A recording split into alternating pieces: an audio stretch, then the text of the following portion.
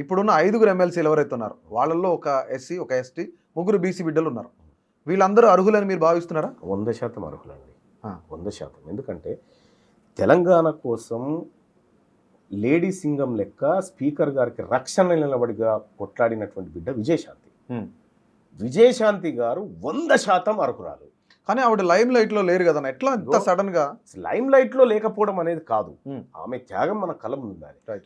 తల్లి తెలంగాణ పార్టీ పెట్టి ప్రత్యేక తెలంగాణ విముక్తి కోసం తాను అనేకమైనటువంటి కష్టాలు పడ్డది. ఆ తర్వాత టీఆర్ఎస్ పార్టీలో విలీనం చేసి మెదక్ నుంచి పార్లమెంటుకు పోయి పార్లమెంట్లో కొట్లాడింది.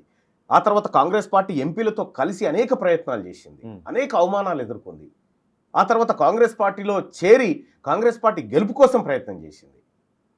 ఇవాళ కాంగ్రెస్ పార్టీలో ఆమె పోటీ చేస్తా అనుకున్నటువంటి స్థానాన్ని వేరే వాళ్ళకి ఇస్తే ఆమె ఆ త్యాగానికి సిద్ధపడ్డది. అటువంటి మహిళ ఎమ్మెల్సీ పదవికి అర్హురాలు కాకపోవడం ఏంది? అవకాశం ఇవ్వాలి, ఇప్పుడు ఆమెకు మంత్రి పదవి కూడా ఇవ్వాలని చెప్తా ఉన్నాం. రైట్. రెండోది దాసో శ్రవణ్ గారు ఉన్నారు.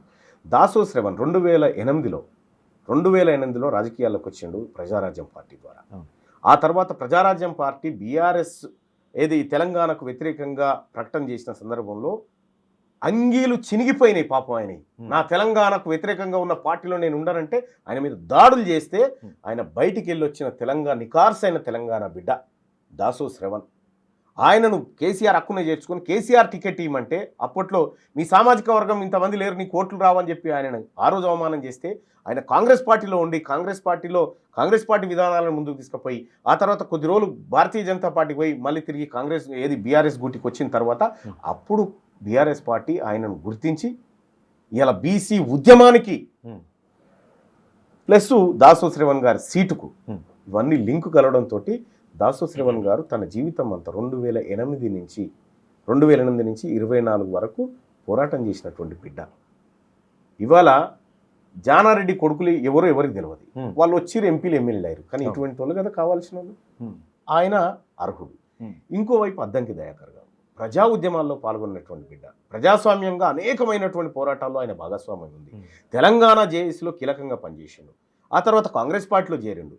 2 సార్లు తుంగతుర్తి నియోజకవర్గంలో అతి కొద్ది ఓట్ల తేడాతో ఓడిపోయాడు.